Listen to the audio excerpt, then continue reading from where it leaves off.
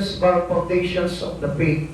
Yan po ay hango sa Mateo 7 verse 24 to 27. Basahin ko po sa inyo.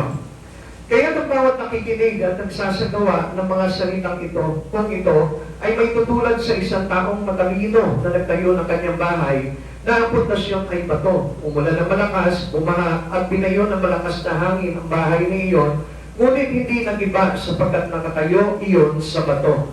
Ang bawat nakikinig ng aking salita, ngunit hindi naman nagsasagawa ng mga ito, ay may tutulad naman sa isang taong hangal na nagtayo ng kanyang bahay sa buhanginan. Umulan ng malakas, bumaha at binayo ng malakas na hangin ang bahay. Ito ay bumagsak at lubusang nawasak. Mangyari naman po na manalangin po tayo. Yumuko po tayo sa Panginoon. Maraming Diyos, nagpapasalamat po kami sa umagang ito, Lord. Puno-puno kami, Panginoon, ng pagbuhos ng iyong biyaya, O God. Especially, pupunuin mo po kami sa oras dito ng iyong mga salita upang na sa ganon mapatatag mo kami sa aming pananampalataya sa iyo at magkaroon kami ng totoong pananampalataya na maglalagay sa amin sa buhay ng walang hanggan sa piling mo, Panginoong Yesus. Maraming salamat po, Lord. Pagpalarin mo po ang gawain ito, Lord. Samahan mo po kami sa pag-aaral ng iyong banal na Espiritu Santo na magiging tagapamuna po namin at kaunawaan sa lahat ng bagay. Salamat po, Panginoon. Balutin mo po kami ng iyong banal na dugo, Panginoon, at idaloy mo, Panginoon, ang masaganang pagpapala ng Espiritu mo sa amin lahat. Maraming salamat po sa iyo ang kapurihan in Jesus' name. Amen. Yan. So, titignan po natin kung talagang totoo yung faith po natin. Ano po? It is according to what foundations that we put in our faith in God. So, marami po kasi nagsasabi, may pananampalataya sila, subalit mabilis naman po mayanig yung pananampalataya po nila.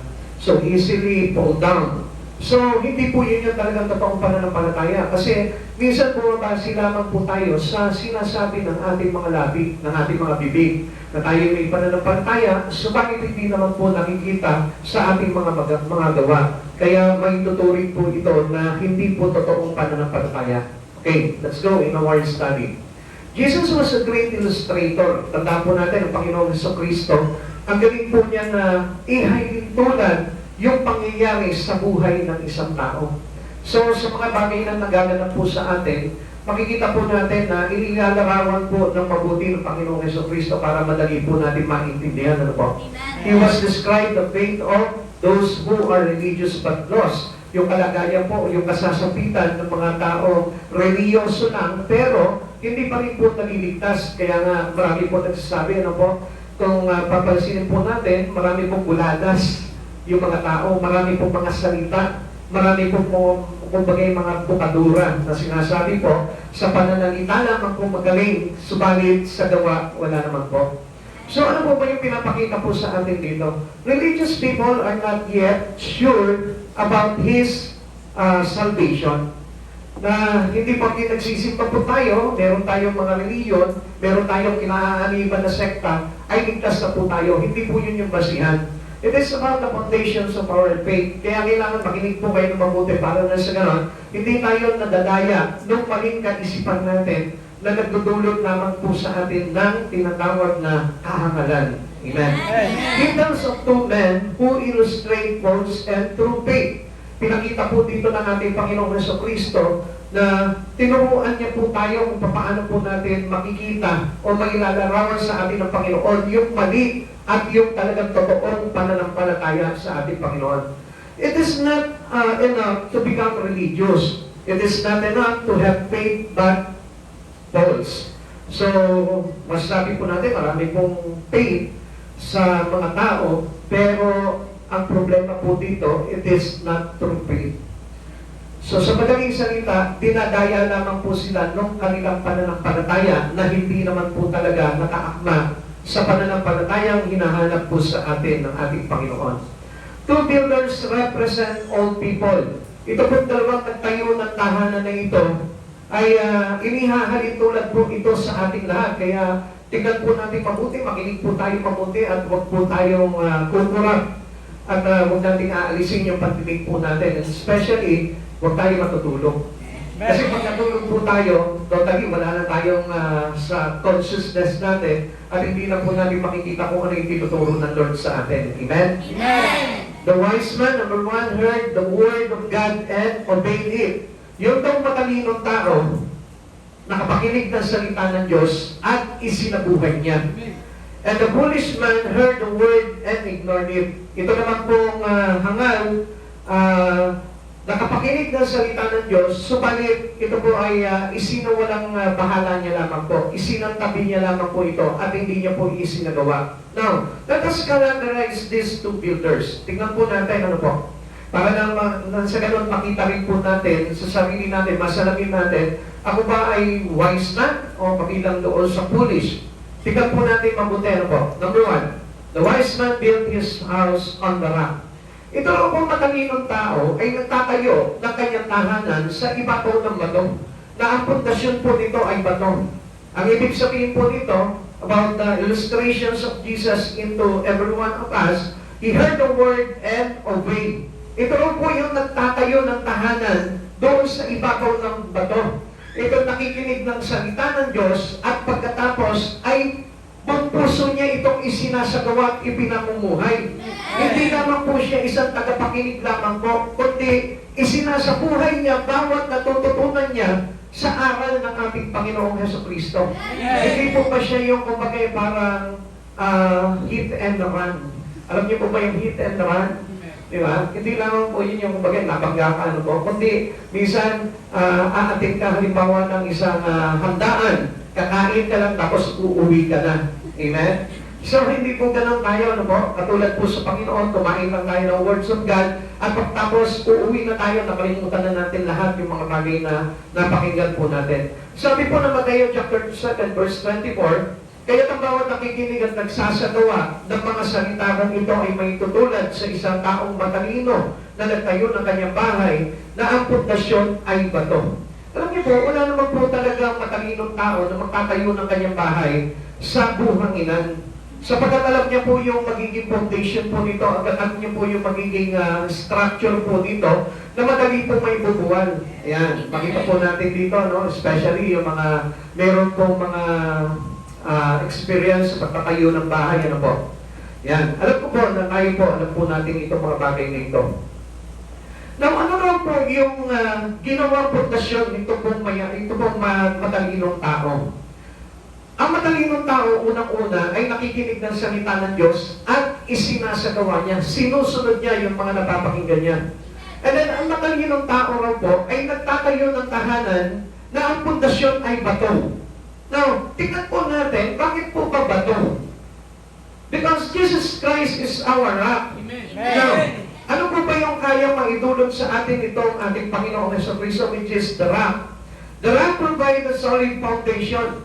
Siya po yung nagpapatatag sa atin. Siya yung nagpapatibay sa atin. Siya po yung gumagawa ng matibay na sandigan sa isang Kristiyano na nananampalataya sa Panginoon. Amen. Kaya sabi nga po dito ni David, the Lord is our rock. At Diyos ang ating matibay na bato.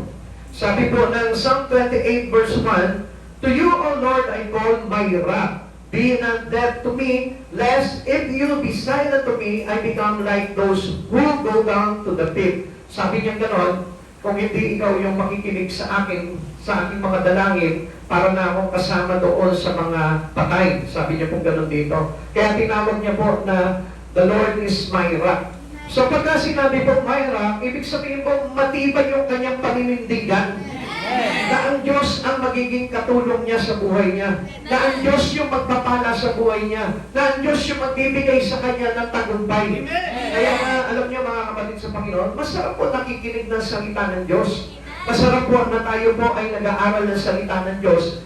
Especially kapag ito po yung pinamumuhay natin. Dahil makikita niyo po yung resulta po ng pag-aaral ng salita ng Diyos, pakikinig ng salita ng Diyos, kasabay po nito yung ating pagsasabuhay. Amen. Kaya sabihin mo sa katabi mo, lahat ng mga mapapakinggan mo ngayon, isa buhay mo, makikita mo magiging matibay ang buhay mo. Amen. Yan po yung talagang gustong iparating sa atin ng Lord. David Foundations is rock. Yung kanyang pundasyon sa kanyang pagiging si David, ay bato na matibay.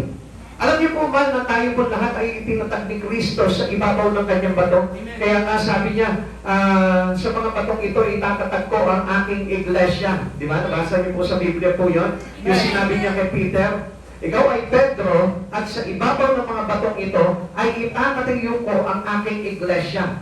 So, ano sabi po ni Jesus po dito? Walang makapagpabuwal nito. Amen.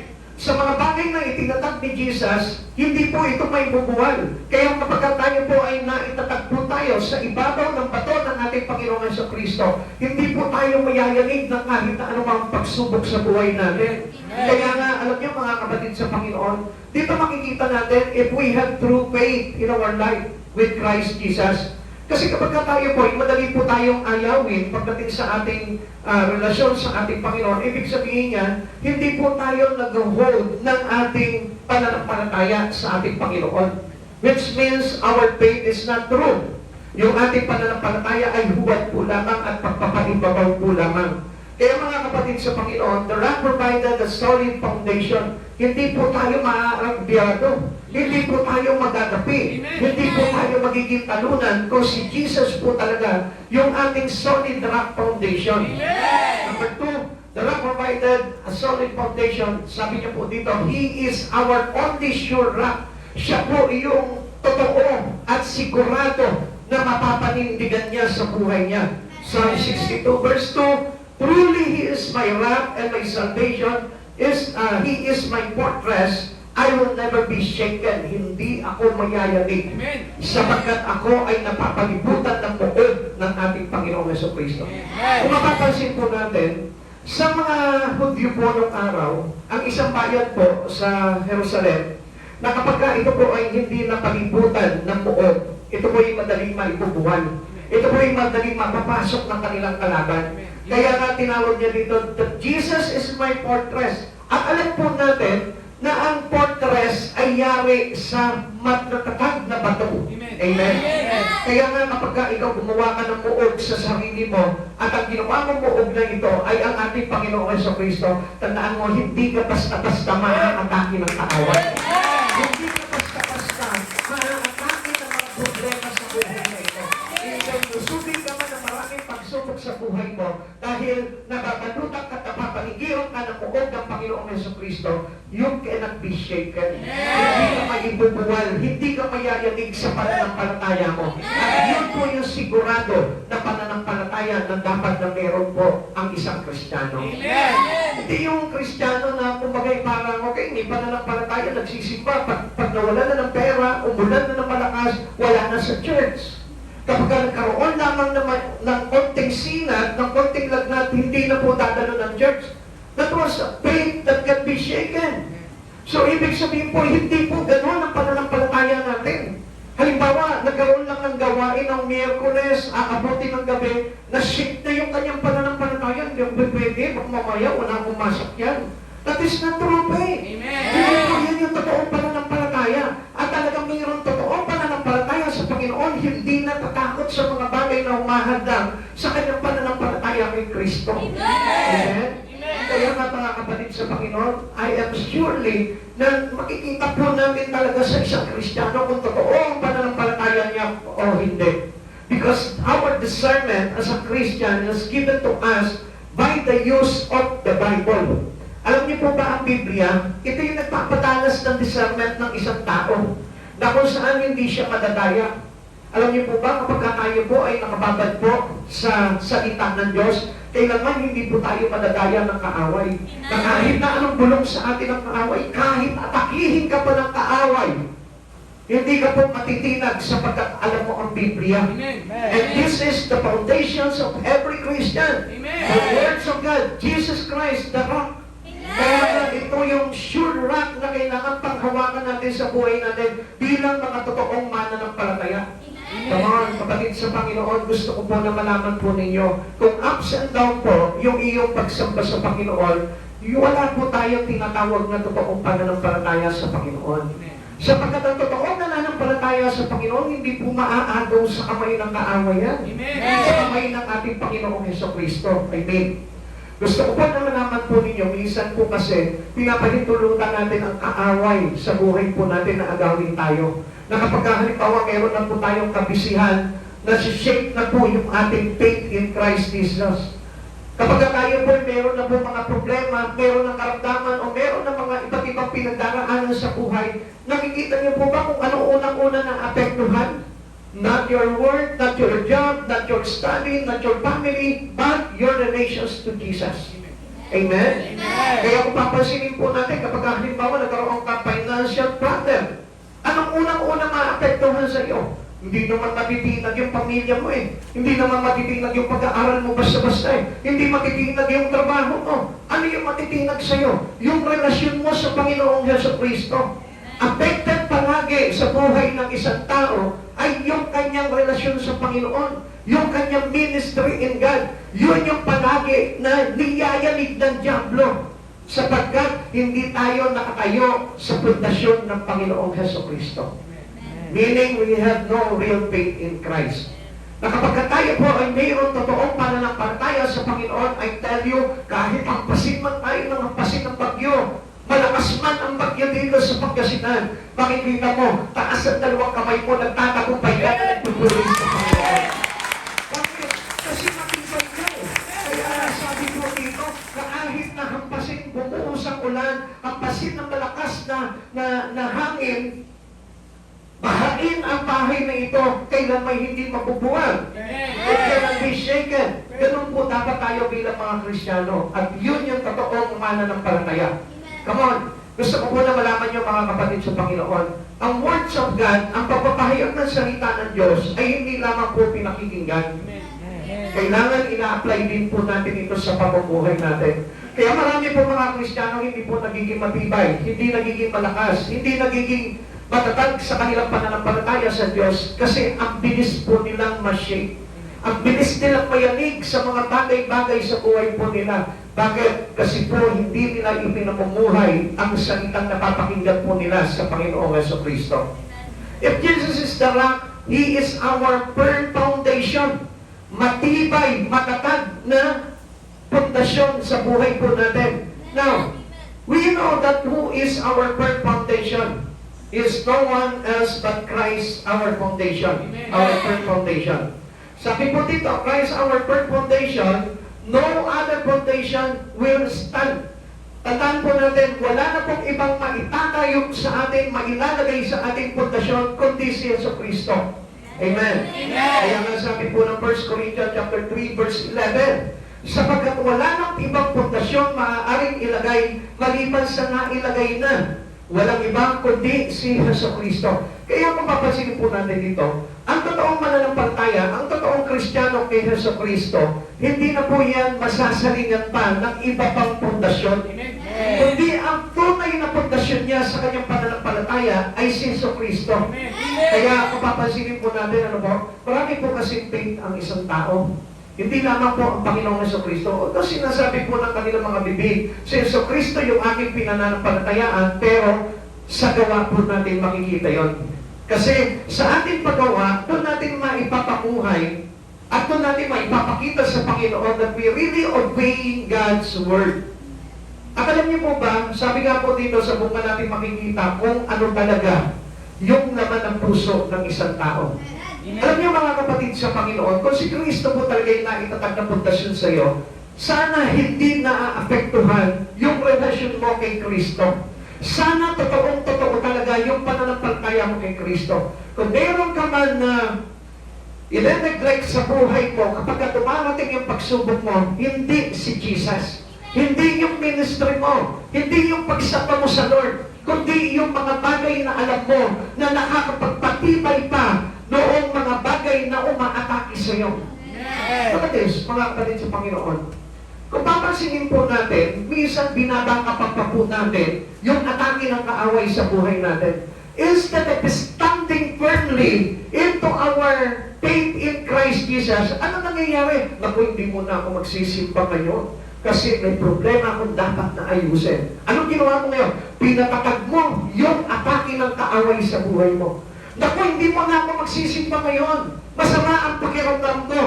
Pinatatag mo yung inaatake karamdaman sa iyo ng kaaway. Come on, that was true. Kasi kung saan po tayo talaga sumusunod, yun ang nangyayari sa buhay natin. Kaya nga kung minsan katakot-takot ng problema dumarating sa buhay natin. Bakit? Kasi Kasi pinapahintulutan mo yung allow it. Inaalaw mo na mangyari sa buhay mo. Sandali, hindi mo na ako mag-judge ngayon, hindi mo na ako sasampa ngayon, hindi mo na ako makikipag-pray ngayon, hindi mo na ako makikipag-fellowship ngayon. Kasi problemado ako. Kaya ngayon, ang gagawin mo, mag-focus ka sa problem mo, pero ang sagot doon sa problema mo, isinatan sa tabi mo lamang.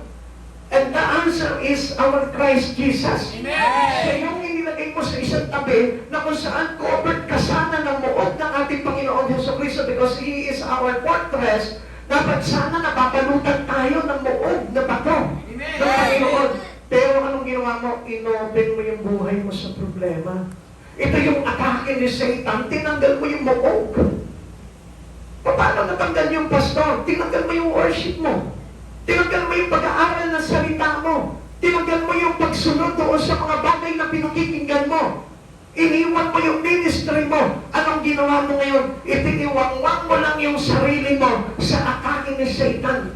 Kaya ngayon, free si Satan ngayon na kontrolin ang buhay mo. Kaya isang araw, ano ngayon yung may ipapasok sa puso mo? You don't love anymore God in your life. Hindi mo na iibigin si Jesus sa buhay mo. Mawawalan ka na ng gana sa mga bagay kay Kristo dahil pinahintulutan mo na mapasok ka, makapag-invade sa buhay mo si Satan. Kapatid sa Panginoon, hindi niyo po ba napapansin? Ang laging affected sa buhay ng isang tao ay yung kanyang relasyon sa Diyos. Ang laging affected sa buhay ng isang Kristiyano ay yung kanyang pagsisimba, yung kanyang pagsambat, pagpupuri sa Panginoon.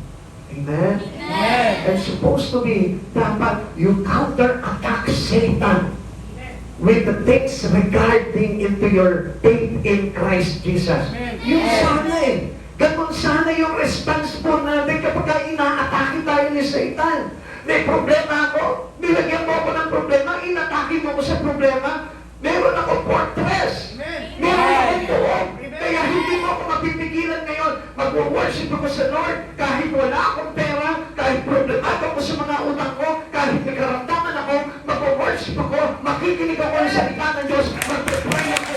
Kailangan lang ako manalo ka. Kailangan ko lang ma-engage ng todo ng buhay ko. Dito kaaway na ito.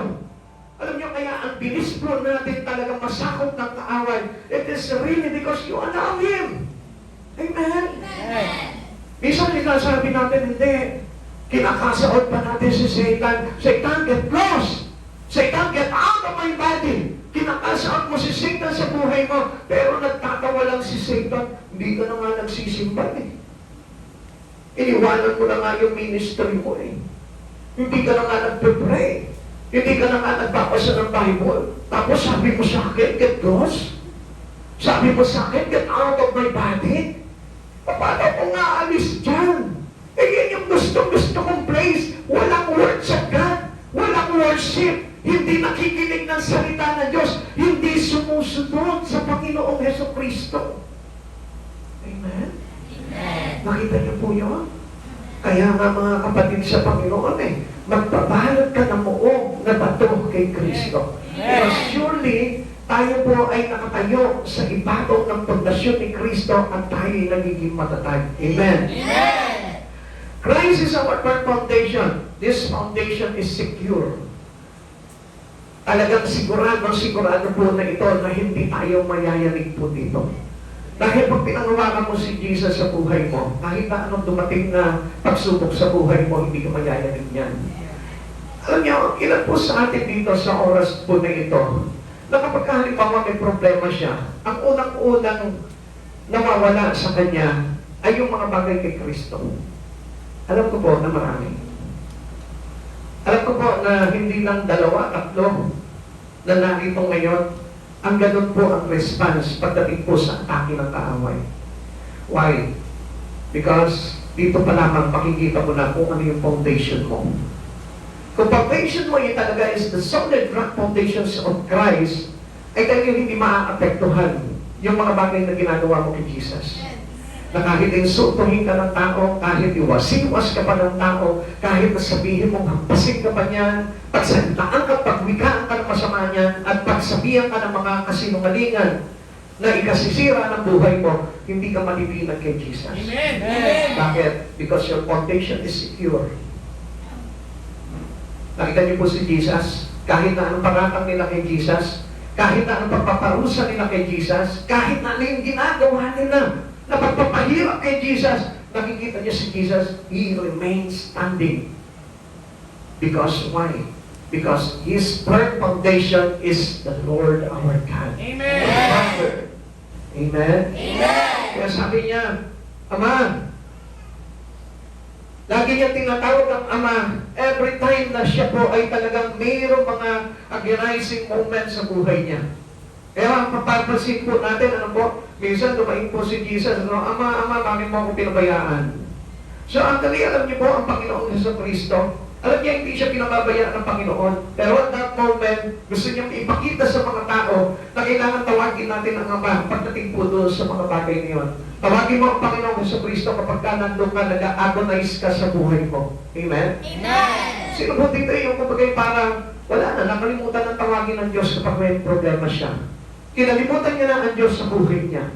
Nag-Netflix na lang, nag-games na lang, nag-watcha na lang, kumain na lang, nag-enjoy na lang sa buhay niya, nakalimutan niya na magpasalamat sa Panginoon na kung saan nagliligtas ng buhay niya. This foundation is secure. Sabi po ng 2 Timothy chapter 2 verse 19. Ngunit matibay ang pundasyong itinatag ng Diyos at dooy nakatatak. Nakikilala ng Panginoon kung sino-sino ang tunay na sa Kanya at ang bawat nagsasabing siya sa Panginoon ay dapat lumayo sa kasamaan. So alam niyo po ba yung tinutukoy na kasamaan po dito? Yung kasamaan ng mundo.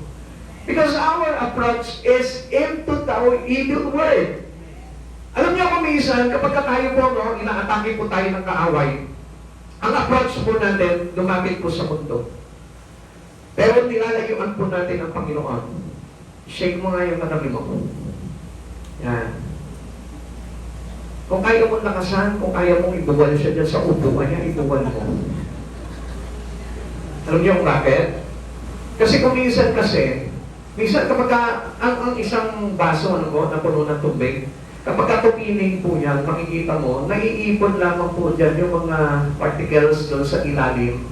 Amen? Amen. So alam niyo, kapag medyo steady ka lang dyan, pagka tumining yan, ang tendency niyan, bumabagsak sa ilalim yung espiritu mo, nawawala.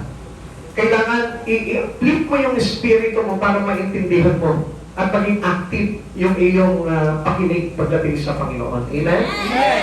Kaya huwag ka papayag na tumipiling ka dyan na parang tubig, ano po? Amen? Amen. Kasi pag tumiling ka dyan, pati mata mo, tipiling yan. Amen? Alam niyo po yung ibig ba sabihin? Gawin mo na parang, pagka nakikita mo na parang lumilipad-lipad na yung ano mo, yung isipan mo, ano po, at hindi ka na parang nakakapag-focus doon sa pakikinig mo, alam niyo kung saan patungo na yan? Patulog. Naranasan ko na yan eh. Kapag halimbawa medyo nililipad mo ibang kanal, minsan, di ba, ako, nasubukan ko na eh, minsan, talaga ako, nag-pray ako, nagpa-pray ako. Tapos, sa pagpa-pray ko, saan na mga sinasambit ko sa Panginoon, Lord? Nag-ano ko eh, nagpupuri ako sa Panginoon, Lord. Ikaw yung matibay na muog, ikaw yung magpuri-puri, ikaw yung tapat na Diyos, magpakailanman. Nasaan ang kumain sa ganito? Iba na yung pumapasok sa ano mo, bakit? Kasi nga, kapag parang, wala na eh, na-unconscious ka na eh. Bigla masisingitan na yan na, ano yan, mabuta ako sa ano? Nagpe-pray ka na. Ewan ko kung na-experience nyo yun. Yung nakikinig ka ng salita ng Diyos, nakikinig ka, Christ is our firm foundation. Bigla nga, hindi mo na malayan, nakatulog ka na pala. Di ba? Tapos nasa isipan mo, lumilipad ka na sa kalatangan. Uy, dapat makabalik ka. Pag hindi ka nakabalik, delikado yun. Kaya nga, kailangan active yung espiritu natin. Ano po? Kung tayo, rin po kasi ng kaaway po yun eh. Okay, sabi po dito, ang bawat nagsasabing sa Panginoon ay dapat lumayo sa kasamaan. Now, if our foundation is secure, hindi po yung mundo ang tatakbuhan po natin. Not the evil one, not the evil things in you.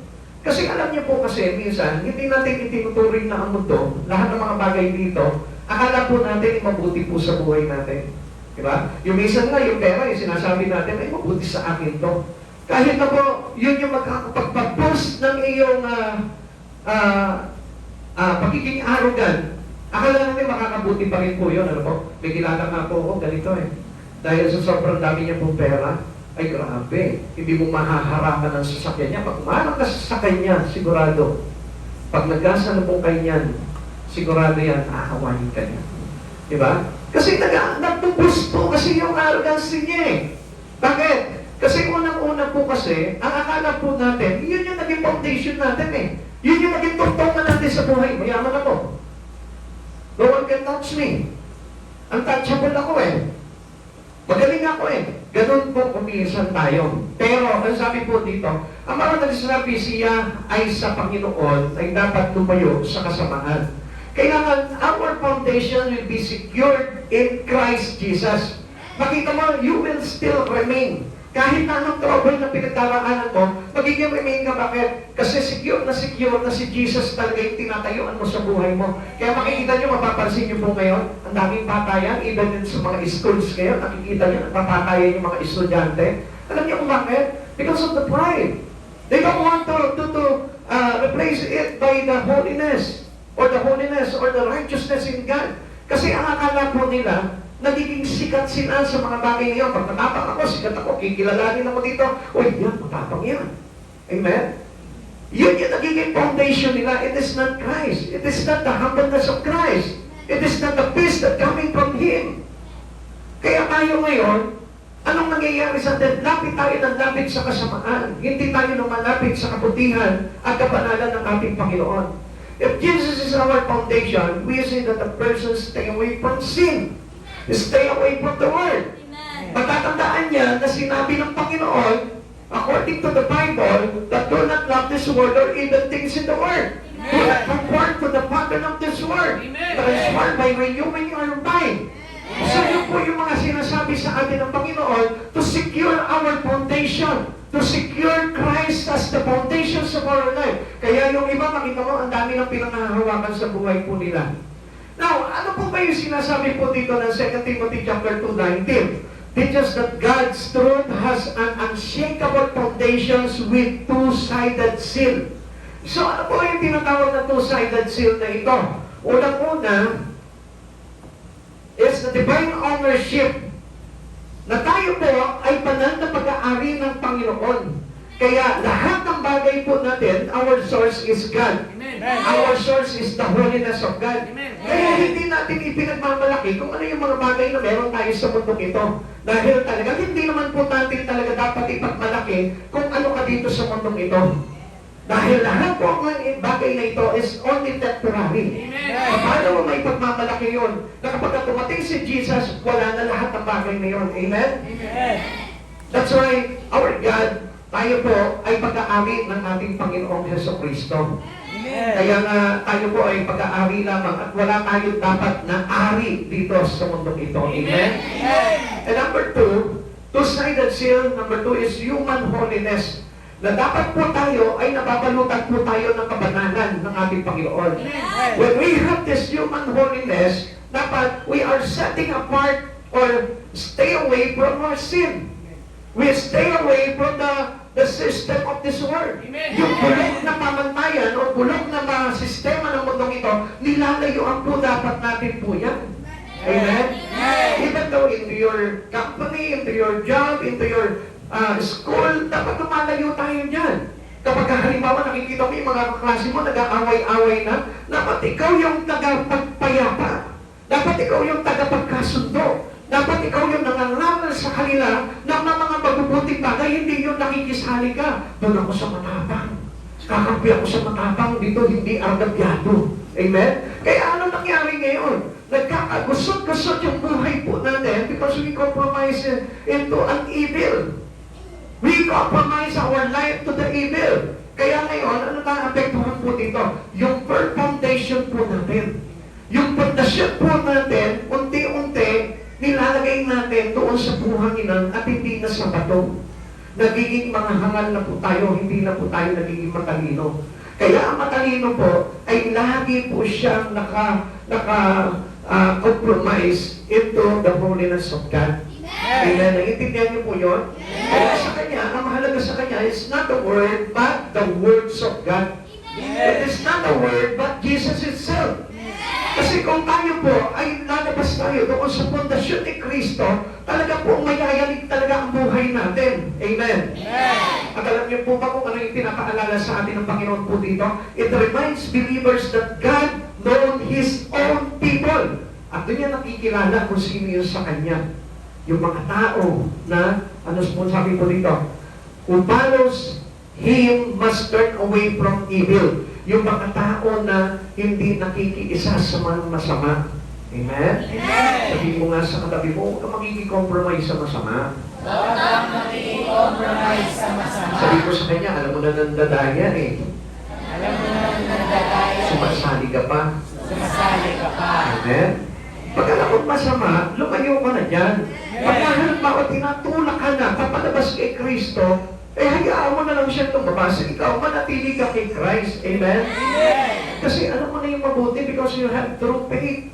Meron tayo totoong pananampalataya sa Panginoon. Now, the question is, are you building your life on this foundation? Have you trusted Christ as your Savior? Talaga bang ipinagkakatiwala mo na ang Panginoong Heso Kristo talaga tagapagligtas mo? Are you building your life on His Word? Ito po ba yung nagiging sandigan po natin ang buhay po natin? And how many of us today are willing to read the Bible daily? Parang wala na, ano po?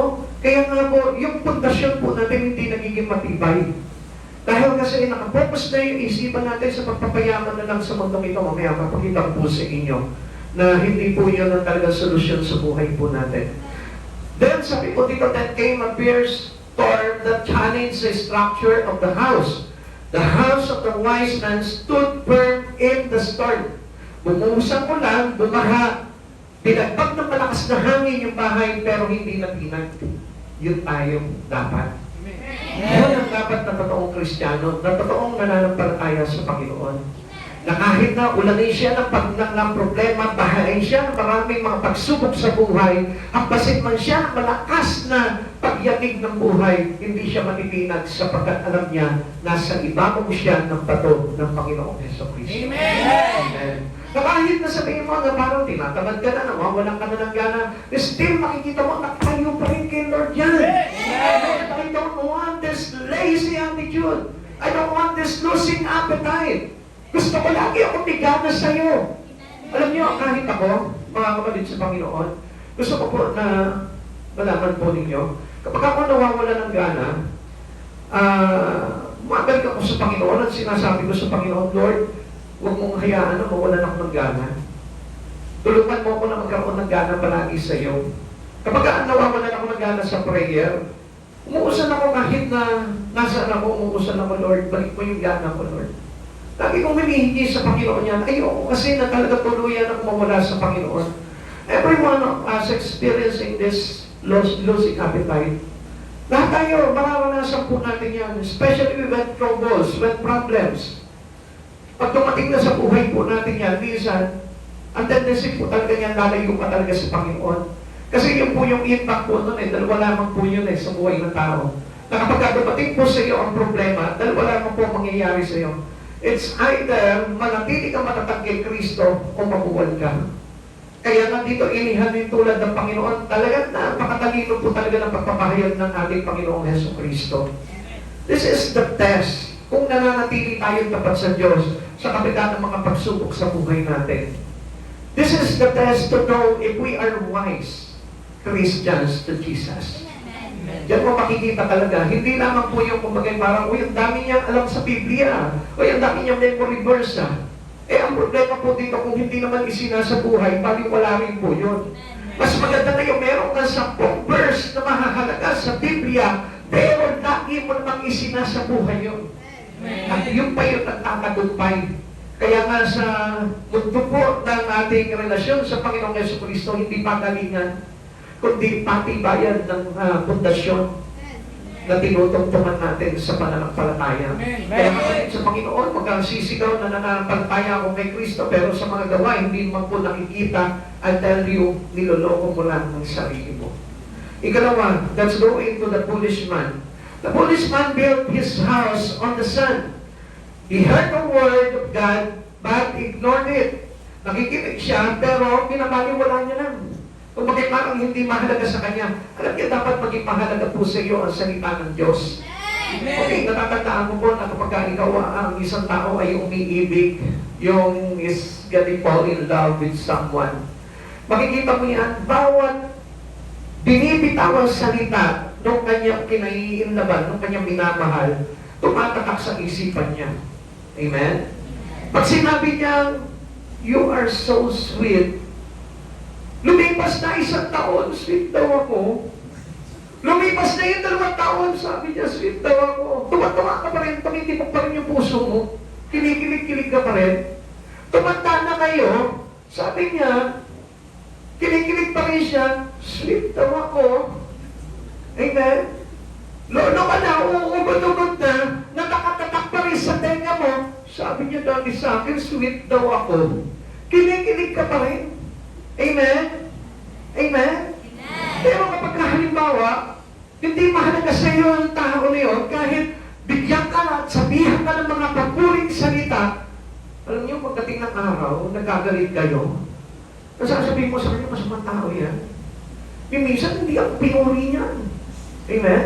Minsan, hindi nagsabi sa akin ang magandang salita niyan. Bakit? Kasi galit eh. Amen? But if you heard the word of God, you should burn it into our mind and heart. Kailangan itatak mo ng todo sa puso mo yan because you love the one who tell you that word. Kasi mahal mo yung nagsabi sa inyo. Kaya kapag in-ignore mo yung salita ng Diyos, ibig sabihin niya, you are not falling in love to Christ. Hindi ka talaga na-in-love kay Kristo. Kaya baliwala lang sa iyo yung salita ng ating Panginoon. Sabi po ng Mateo 7:26, ang bawat nakikinig ng aking salita, ngunit hindi naman nagsasagawa ng mga aral na ito ay may tutulad naman sa isang taong hangal na nagtayo ng kanyang bahay sa may buhanginan. Bakit hindi po natin masasabi na tama po yung sinabi ni Jesus na hangal ang ganitong klaseng tao? Sapagkat alam po natin na yung salita ng Diyos ay maglalagay po sa atin sa ikapabuti natin. Maglalagay sa atin sa buhay na walang hanggan. Pero, bakit po ini-ignore ng tao? Why? Because they are foolish. No wise person ignored the very special words that coming from the mouth of God. Come on, sinabi po ng Biblia, Matthew chapter 4 verse 4, man does not live on bread alone, but through the words that coming from His lips. Ang tao ay hindi daw po mabubuhay lamang sa pamamagitan ng tinapay, kundi sa pamamagitan ng tinapay, kundi sa salita ng Diyos na namumutawi sa kanyang labi. Kaya nga, kung papasinin natin kapatid sa Panginoon, kung tayo po ay talaga nagpapahalaga sa Panginoon, tama, matalino tayo. Pero kung hindi natin pinapahalagahan yung mga salita na iyon ng ating Panginoon, talaga naman tayo yung mga hangal sapagkat dahil sa hindi mapagsundoon, yun yung maglalagay sa atin ng kapahamakan.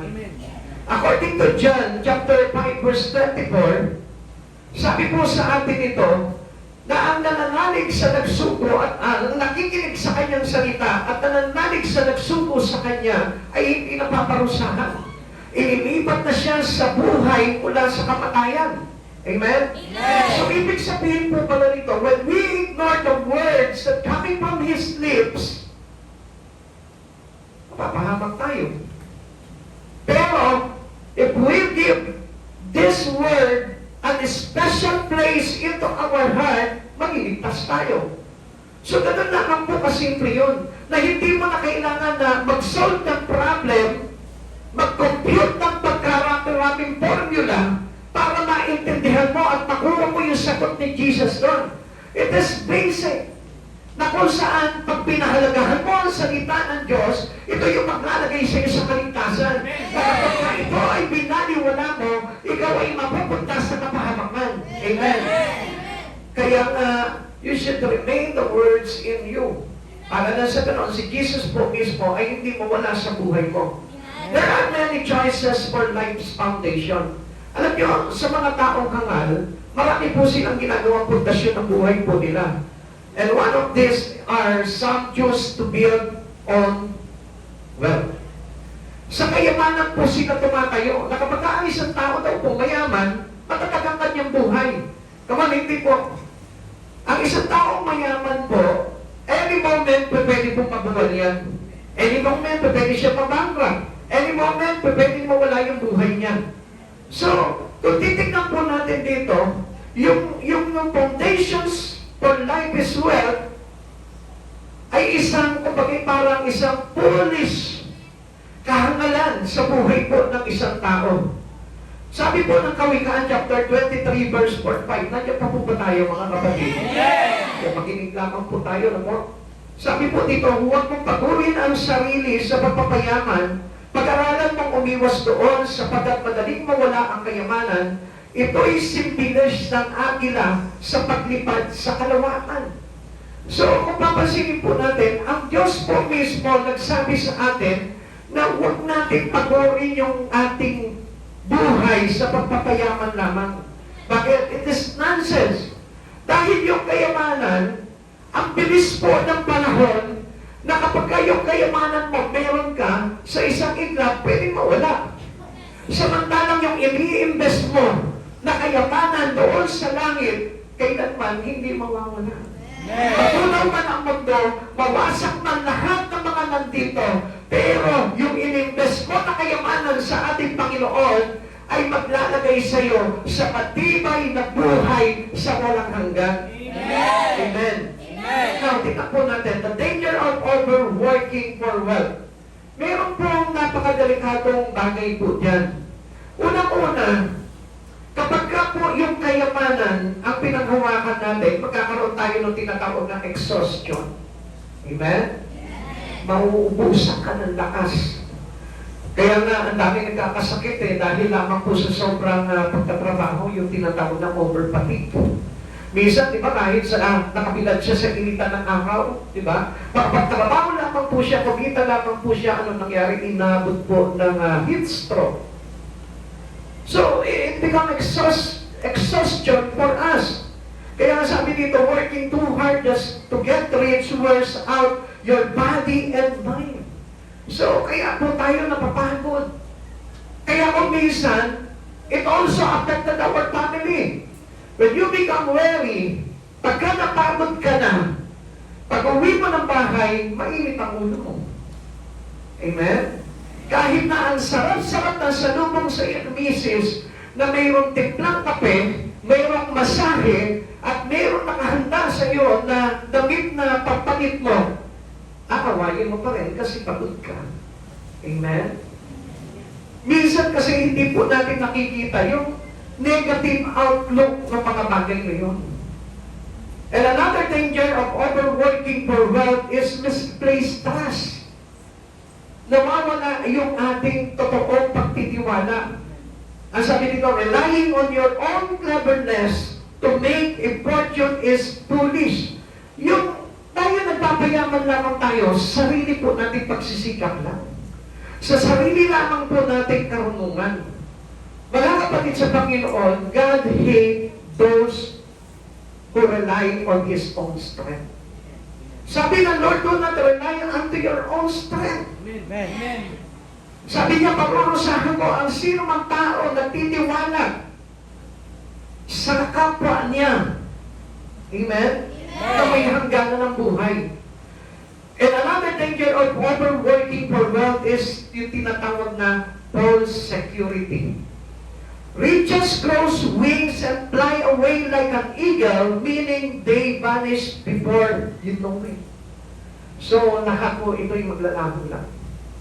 Amen. Ano mang bagay na meron ka ngayon, maglalaho yan. Even kahit yung kagandahan mo, o kaguguhan mo, maglalaho yan.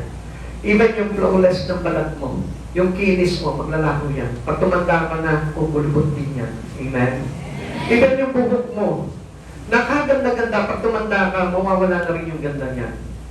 Na kung saan pinapapaguran mo ngayon, pinarerman mo, pinapaayos mo, pinakukulot mo, pag-uunat, pinakukulot mo, pagkulot, pinapaunat mo. Diba? Hindi na alam ng Lord kung anong gusto mong gawin sa buhay. Amen. Pagkulot ka, gusto mo, umunat yung buhok mo. Pag-unat yung buhok mo, gusto mo na kumulot yung buhok mo. Kaya ang nangyayari, ang utak ang kumulot. Amen. So it is false security na kailangan po, we need to rely on God's alone. Sa Diyos lamang po tayo dapat nagtitiwala. Amen. Nandiyan pa po yung katabi ko, sabihin ko, nandiyan ka pa ba? Nandiyan ka pa ba? Mahalaga po ito. Amen. Amen. Although wala tayong sweldo po dito, pero meron po tayong compensation pagdating sa Lord. Amen. Kasi kapag halimbawa, ano po, mga seminars po sa mga malalaking kumpanya, no? Tapos with faith, di ba? With bonus pa. Amen. Talagang tuwa tayo, talagang natutok tayo, pinag-aaralan natin, may countdown tayo, nagja-countdown pa tayo, ano po? Pero pagdating sa Lord, naantok tayo, wala tayong gana. So, it is a prayer to God. Kaya kung minsan, alam niyo po, hindi po tuloy tumatatag yung ating foundations of faith dahil po sa ganong attitude po natin towards God. Amen? Amen. Sabihin mo dyan sa katabi mong gising po tayo. Gising po tayo. Amen?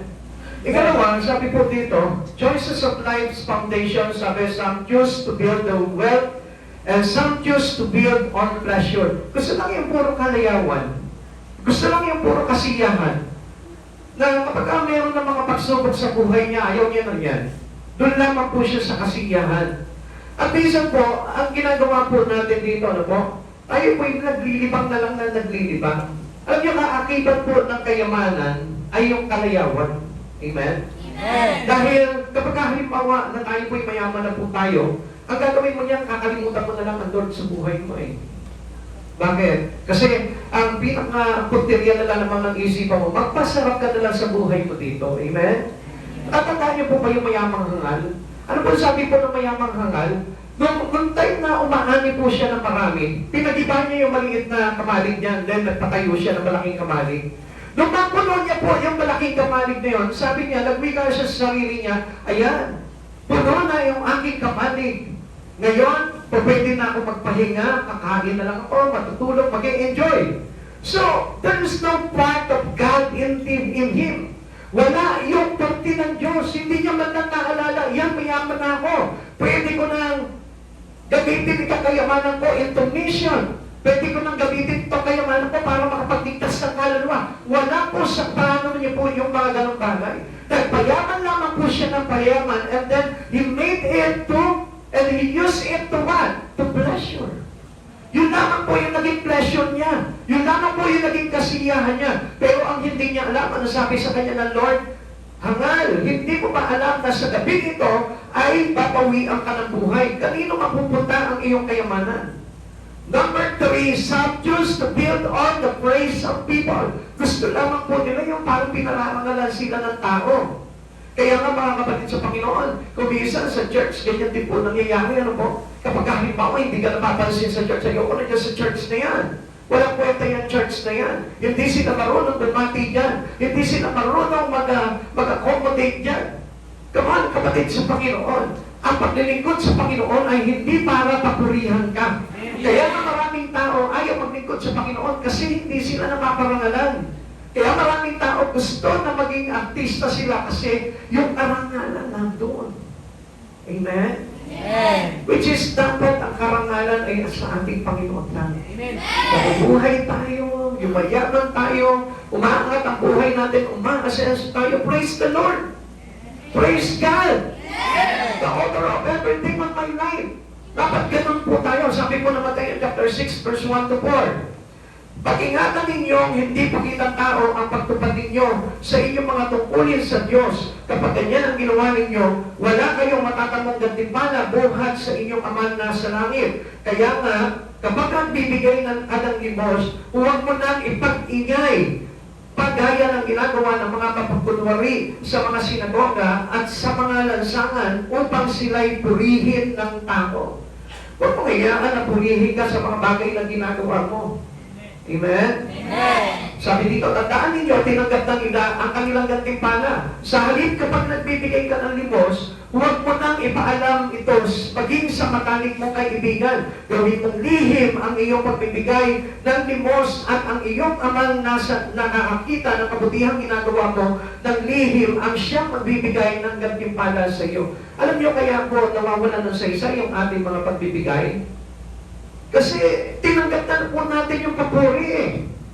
Sinabi halimbawa, nakita yung mga tao na ikaw ay mapagbigay. Uy, ang galing niya naman. No? Napaka-mapagbigay siya. Hindi siya madamot. Andun na yung kanyang tinanggap na gantimpala. Kaya nga ang gusto ng Lord, lahat ng bagay na gagawin po natin ay ginagawa natin ng lihim na sa Panginoon lamang po natin inihahandog. Amen. Now, on what are building your life? Will your life hold up when the storm comes? Kapag dumarating pa bagyo sa buhay mo, nananatili ka pa rin ba sa Panginoon? The storm collapsed the house of the foolish man. Kapatid sa Panginoon, tignan niyo po ito. Sa paglilingkod po sa Panginoon, sa paglapit po natin sa Panginoon, hindi pa pwedeng hindi ka dadanas ng problema. Hindi pa pwedeng wala ka ma-encounter into your ministry, into your church, into your fellow church mate. Tandaan po natin, hindi pa pwedeng hindi ka makaka-encounter ng hindi maganda. May encounter ka yan sapagkat it is the test of your faith in God. Para masubok ka kung talagang, Lord ba talaga ang pinuntahan mo? O yung mga tao lang? O yung papuri mo lang ang kailangan mo doon sa lugar na yun? Kapatid sa Panginoon, gusto ko po na malaman po ninyo, si Jesus na parito, hindi para papurihan. Kundi narito ang Panginoon na parito ang Panginoon para maglingkod. Amen? Amen. Ang mga tao po ng panahon po niyo, hindi nila pinarangalan si Jesus. Amen? Hindi nila nakilala si Jesus. Pero, ang ginawa po nila, inisulto pa nila si Jesus, pero nagpatuloy lamang po siya. Dahil maganda yung layunin niya na paglingkuran tayo ng ating Panginoon mismo. Amen?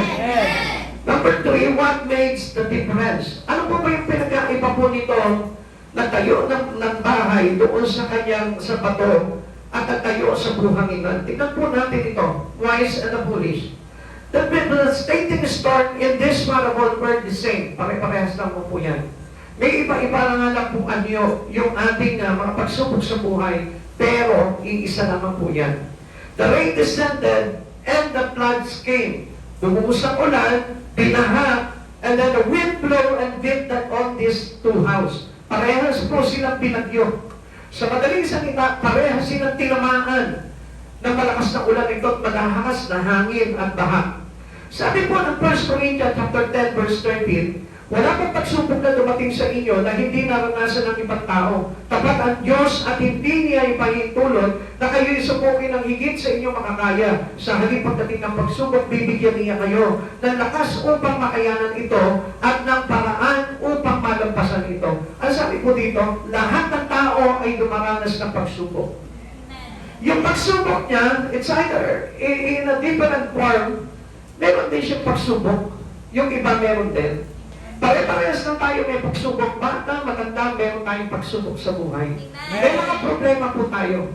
Iisang hampas ng bagyo sa buhay po natin, pero ang difference po nito, ang pagkakaiba nito is our response. If we are being true in faith or false in faith, karamihan po dito, gumagamit ng tinatawag na false faith. Kaya madali po sila nabubuhay because of their false faith. Kaya kung mapapansin po natin, ang churches ay hindi napupuno because of false faith. At ang nananatili lamang po na nakatayo sa ating Panginoon, having the firm foundations in God, is the one who had the real faith in Christ. Yung nakapundasyon sa bato. Kaya kahit na anong kapagyanig na gawin mo dyan, hindi yan mawawala sa kanyang Panginoong Jesucristo. Amen? Hindi po sagot yan yung aalis ka ng church. Hindi po sagot yan yung maglalino ka. Hindi po dyan sagot yung magpapahinga ka. Hindi po sagot dyan yung tayo po ay, kumagay parang mag-change po tayo ng bibig po natin. Dahil the real response is to stay in God. To have your firm foundations in the rock. Naintindihan po natin, kapatid? Na kahit na po masasakit yung mga dinanas mo, katulad ng kay Pablo, katulad ng kay kay Jesus, katulad ng sa mga propeta, still you remain in Him. Amen? Ang sabi ng Lord, remain in me and I will remain in you. Manatili kayo sa akin at mananatili ako sa inyo. Kapag hindi ka nanatili sa Panginoon, ang Diyos mismo hindi rin mananatili sa atin. It is the promise of God. Pangako ng Diyos yan, na kapag ikaw nananatili ka sa Panginoon sa kabila ng bagyo ng buhay, ang Diyos mananatili rin sa iyo. At alam naman po natin na ang Diyos ang nagbibigay po sa atin ng kalakasan pagdating ng mga pagsubok sa buhay. Kaya kapatid sa Panginoon, you must be genuine in Christ. Kailangan maging totoo po tayo. Amen. The difference was in the foundation. The house built on the rock stood firm. Yung pong naitayo sa pundasyon ng bato ay nanatiling nakatayo. The house built on the sand collapsed. Bumagsak po yung mga nakatayo doon sa buhanginan. Mga kapatid sa Panginoon, this is simply, we must notice na kapag ikaw ay talaga kay Jesus, hindi ka na aalis kay Jesus. Whatever happens to your life, hindi ka na aalis kay Jesus. Alam niyo, yung katwiran po ng iba, nasaktan sila sa church nila, lilipat sila ng ibang church. Do you think that is wise decisions for everyone Christian? Come on, that is not wise. It is foolish. Because the same God here is the same God there. Kung sino yung Diyos mo dito, yun din yung Diyos na pupuntahan mo doon. So it is better to remain. It is better to have the firm foundations through the rock. Kaya mga kapatid sa Panginoon, gusto ko po na malaman po ninyo na ang isang totoong nananampalataya sa Panginoon cannot be shaken. Hindi po iyan talagang papatinan. Amen? Kaya kapatid sa Panginoon, mag-isip ka sa umaga po ito.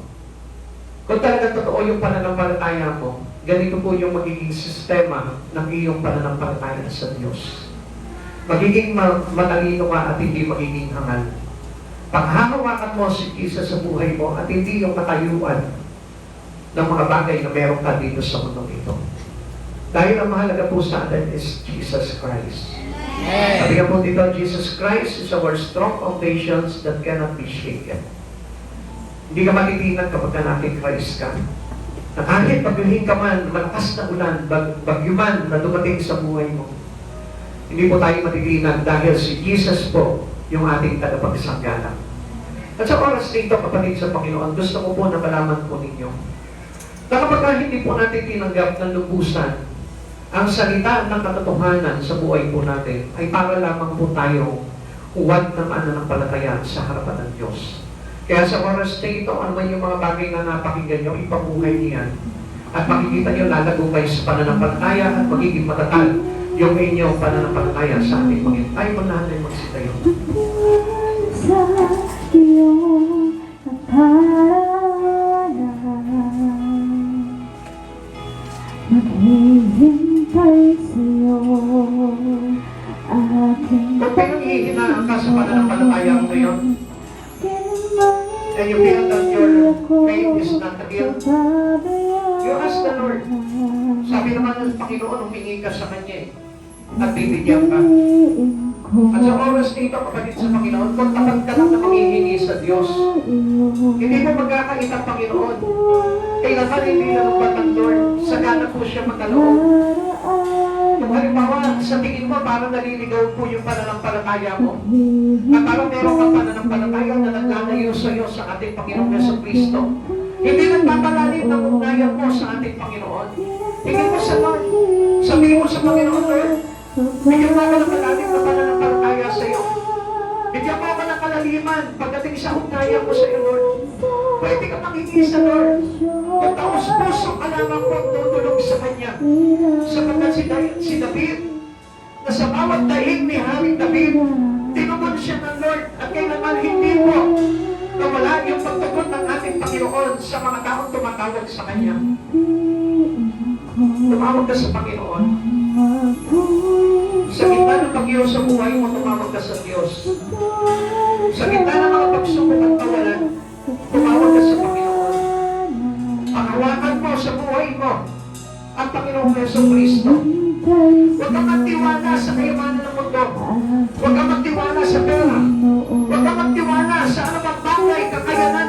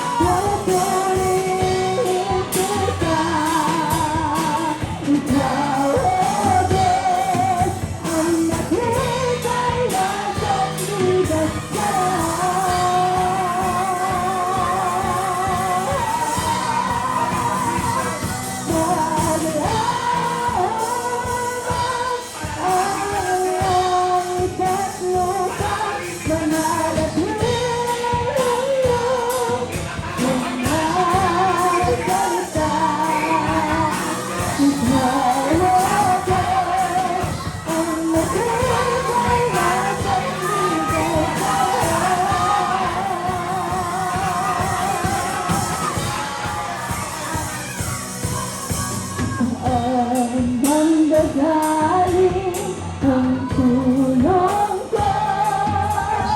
Ang tulong ko'y nagmamahal sa'yo. Hindi mabibigo at di nakakahiya. Kahit sabi ko ang Diyos na patay. Sa gitna ng pagod, aawitan kita. Sa lungkot at kasiyahan, paparinig kita. Ikaw, O Diyos, ang nag-ibig na sandigan sa lahat.